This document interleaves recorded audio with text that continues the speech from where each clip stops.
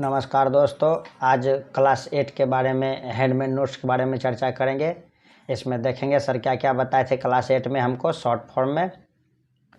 तो इसमें सर बताए थे ट्रेड स्कोर के बारे में, ट्रेड का क्वालिटी के बारे में, और इसको कहाँ चेक किया जाता है, ओनली एग्जीक्यूशन टाइम फ्रेम पे चेक किया जाता है। ठीक है, इसमें लोकेशन का क्या इम्पोर्टेंस रहता है, कोइंसाइडिंग लेवल का क्या यूज होता है, इसके बारे में सर बताए थे। इसमें ट्रेड स्कोर के बारे में सबसे पहले सर बताए थे, जिसमें सबसे पहला ट्रेड स्कोर होता था फ्रेशनेस का। फ्रेशनेस में क्या बताए थे सर, लेवल अगर फ्रेश है तो उसको 3 अंक देंगे। अगर लेवल एक बार टेस्टेड है तो 1.5 अंक देंगे, और अगर लेवल जो है 2 बार टेस्टेड है तो उसको 0 अंक देंगे। उसके बाद दूसरा बताए थे सर स्ट्रेंथ के बारे में, कि अगर स्ट्रेंथ क्या होगा। स्ट्रेंथ के बारे में सर बताए थे कि स्ट्रेंथ अगर प्राइस जो है लेवल को गैप के साथ छोड़ रहा है तो वहाँ पे क्या होगा, 2 अंक मिलेगा। अगर प्राइस 2 एक्साइटिंग कैंडल के साथ छोड़ रहा है लेवल को तो वहाँ 2 अंक मिलेगा, और अगर एक एक्साइटिंग कैंडल है तो वहाँ 1 अंक मिलेगा।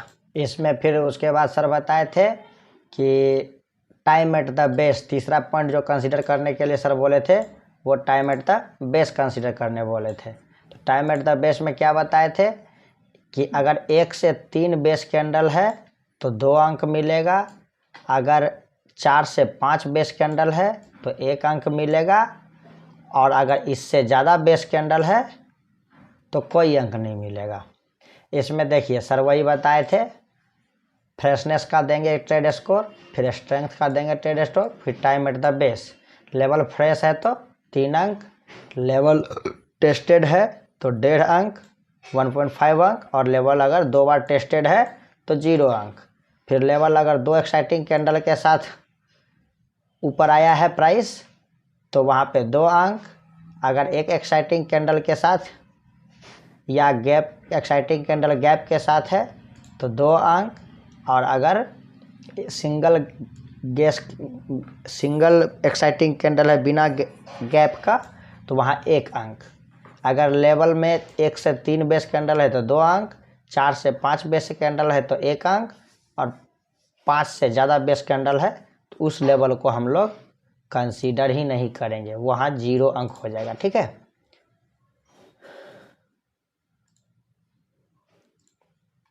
उसके बाद देखिए यहाँ पे सर बताए थे ट्रेड स्कोर के बारे में। यहाँ पे क्या है, सिंगल बेस कैंडल है तो सिंगल बेस कैंडल का, और 2 एक्साइटिंग कैंडल है। 2 एक्साइटिंग कैंडल का सर क्या बताए थे, 2 एक्साइटिंग कैंडल का 3 अंक, सिंगल बेस कैंडल है 2 अंक, और लेवल फ्रेश है तो प्राइस जब गिर के यहाँ आएगा तो यहाँ से ये ट्रेड स्कोर 7 होगा, इसके चलने का चांसेस बढ़ जाएगा, है ना। सेम इसमें दूसरे पिक्चर में क्या है, 4 बेस कैंडल है और 2 एक्साइटिंग कैंडल है। 2 एक्साइटिंग कैंडल का 3 अंक, 4 बेस कैंडल है उसका 1 अंक, और लेवल चूँकि फ्रेश है तो इसका 2 अंक, तो टोटल 6 हो गया, 6 अंक। यहाँ पे इसमें देखिए, इसमें क्या बताए थे, गैप के साथ है, गैप वाला जो ऊपर में बताए थे उसके लिए।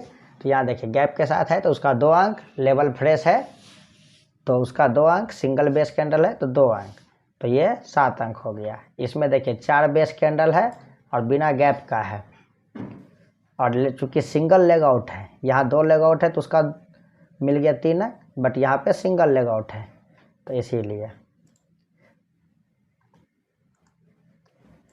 उसके बाद देखिए if we have more than, अभी पीछे जो बताए थे 5 से ज़्यादा बेस कैंडल रहेगा तो उसका 0 मिलेगा। इसमें कुछ रिमार्केबल नोट्स था। If trade score is 7 we will take entry type of 1, if trade score 5 to 6 take entry type 2। अभी एंट्री टाइप जो है उसके बारे में आगे पढ़ेंगे। और no trade should be below 5 से अगर हमारा ट्रेड स्कोर कम रहेगा तो हम वहाँ पे एंट्री नहीं लेंगे। यहाँ पे देखिए सर महाभारत का एग्जाम्पल दे के बताए थे। ये भीष्म पितामह जो है हायर टाइम फ्रेम है, और इधर श्री कृष्ण जो है ये हायर टाइम फ्रेम है। अर्जुन हमारा जो है यहाँ पे इस डिमांड जोन के तरफ का लोअर टाइम फ्रेम का, एग्जीक्यूशन टाइम फ्रेम का ये अर्जुन रहेगा, और दूसरे तरफ दुर्योधन रहेगा। तो दुर्योधन जो है इधर का सप्लाई जोन तरफ का एग्जीक्यूशन है, और अर्जुन जो है डिमांड जोन तरफ का एग्जीक्यूशन है। लोकेशन श्री कृष्णा जो है ये महाभारत का एग्जाम्पल दे करके सर बताए थे इसमें। उसके बाद एग्रेसिव एंट्री और कंजर्वेटिव एंट्री के बारे में बताए थे कि जब यहाँ पे देखिए श्री कृष्ण जो है अर्जुन अगर ज़्यादा गैप के साथ है, ज़्यादा डिस्टेंस के साथ है, दूरी है, यानी हमारा एग्जीक्यूशन जो है कोइंसाइडिंग लेवल में नहीं है, एग्जीक्यूशन कोइंसाइडिंग से दूर है, तो वो क्या होगा, एग्रेसिव होगा। उसमें हमको ट्रेंड फेवर में होना ही चाहिए, अदरवाइज हम ट्रेड लेंगे ही नहीं। शेयर बाज़ार में सबसे ज़्यादा चीज़ जानना ज़रूरी है कि ट्रेड कब नहीं लेना है, ये बहुत ज़्यादा ज़रूरी है जानना। यहाँ पे देखिए अर्जुन जो है थोड़ा सा पास में है, तो यहाँ पे थोड़ा सा लिटिल सपोर्ट है। यहाँ पे देखिए अर्जुन और श्री कृष्ण का सपोर्ट है, तो ये क्या हो गया, पास पास हो गया। यहाँ पे अर्जुन और श्री कृष्ण कोइंसाइडिंग है, यहाँ पे ज़्यादा सपोर्ट है, भी सपोर्ट हो गया। जब प्राइस ऊपर से गिरता है तो किसी बड़े टाइम फ्रेम के सप्लाई जोन से हिट होकर आने पर सभी नियरेस्ट डिमांड जोन को ब्रिज कर देता है। इसमें सर ये बताए थे कि प्राइस ऐसे टच करते ऊपर जा रहा है, कहीं अगर बड़े सप्लाई जोन से है, हायर टाइम फ्रेम का सप्लाई जोन से हिट किया तो नीचे जो ये जो डिमांड जोन जो भी रहेगा इसको सबको थोड़ा सा रोकेगा, लेकिन फिर गिर जाएगा, फिर थोड़ा सा रोकेगा, फिर गिर जाएगा।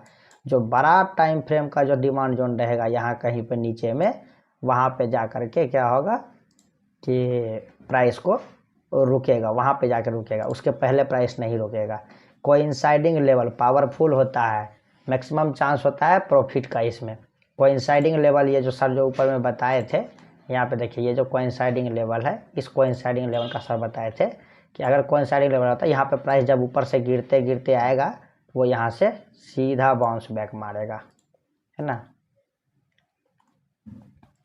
उसके बाद क्या है, यहाँ पे देखिए यहाँ पे सर बताए थे support of hire time frame. Support of hire time क्या होते हैं, ये क्या है, सप्लाई जोन है, सप्लाई जोन का लोकेशन हो गया और सप्लाई जोन का एग्जीक्यूशन हो गया। अगर ये कोइंसाइडिंग है, अगर ये जोन जो है इसके अंदर कहीं पे है, तो यहाँ प्राइस जब भी जाएगा तुरंत से बाउंस बैक मारेगा। वैसे ही ये डिमांड जोन का एग्जीक्यूशन है, अगर ये यहाँ पे कहीं पे है तो प्राइस जब भी यहाँ आएगा यहाँ से तुरंत ऊपर जाएगा, है ना। उसके बाद सर बताए थे इसमें भीष्म पिता सप्लाई, देखिए यहाँ पे क्या है, सपोर्ट ही नहीं है। इस एग्जांपल के थ्रू बताए थे सर, यहाँ श्री कृष्ण का सपोर्ट ही नहीं है, हायर टाइम फ्रेम का सपोर्ट ही नहीं है, जबकि सप्लाई जोन का यहाँ पे क्या है, देखिए सप्लाई जोन का लोकेशन का भी सपोर्ट है और एग्जीक्यूशन भी पास पास है। तो यहाँ से क्या होगा, अर्जुन जब तीर चलाएगा ये तीर इसके एक तो निशाने पे नहीं लगेगा क्योंकि सपोर्ट में नहीं है, और यहाँ से तुरंत प्राइस गिर जाएगा, एकदम तेज़ी से गिरेगा प्राइस। इस तरह से सर एग्जाम्पल समझाए थे। उसके बाद यहाँ पे देखिए इसमें सर क्या बताए थे, यहाँ पे श्री कृष्ण का सपोर्ट तो है अर्जुन को, यहाँ पास पास है दोनों, लेकिन इधर क्या है, दुर्योधन के पास भीष्म पितामह का सपोर्ट नहीं है। तो यहाँ पे क्या होगा, अर्जुन का तीर निशाने पर लगेगा, तो ये क्या होगा, इसको भी तोड़ते हुए ऊपर चला जाएगा इस तरह से। उसके बाद सर क्या बताए थे, एक तीसरे ये अगला एग्जाम्पल बताए थे कि यहाँ पे देखिए सर बताए थे कि प्राइस कहाँ पर है, ट्रेंड फेवर में है कि नहीं, तीर किसका निशाने पे लग रहा है, ये देखने के लिए सर बताए थे। डाउन ट्रेंड में अच्छा एक तीसरा चीज़ बताए थे कि लोकेशन एग्जीक्यूशन के अलावा हम लोग जो ट्रेंड देखते हैं, तो अगर ट्रेंड जो है गुरु द्रोण का एग्जाम्पल दिए थे कि अगर ट्रेंड भी अगर इसमें सपोर्ट में हो गया तो क्या होगा, प्राइस तेज़ी से वहाँ से नीचे गिरेगा, प्राइस तेज़ी से नीचे गिर जाएगा। वहीं पे अगर ट्रेंड हमारा अप है और हमारा प्राइस जो है गिरते गिरते कहीं डिमांड जोन में आया और हमारा अर्जुन भी पास है, कोइंसाइडिंग लेवल में कहीं पर है, तो प्राइस क्या होगा, यहाँ से तेज़ी से ऊपर जाएगा। इस तरह से सर समझाए थे यहाँ पे एग्जाम्पल। उसके बाद हायर टाइम फ्रेम क्या बोले थे सर यहाँ पे कि हायर टाइम फ्रेम का डिमांड जोन किसको बोल रहे थे, श्री कृष्णा को, जो कि कर्व एनालिसिस या लोकेशन एनालिसिस हम लोग बोलते हैं। और हायर टाइम फ्रेम का सप्लाई जोन किसको बोल रहे थे, भीष्म पितामह को एग्जाम्पल में जो बोले थे। लोअर टाइम फ्रेम यानी एग्जीक्यूशन टाइम फ्रेम का सप्लाई जोन किसको बोले थे, दुर्योधन को बोले थे।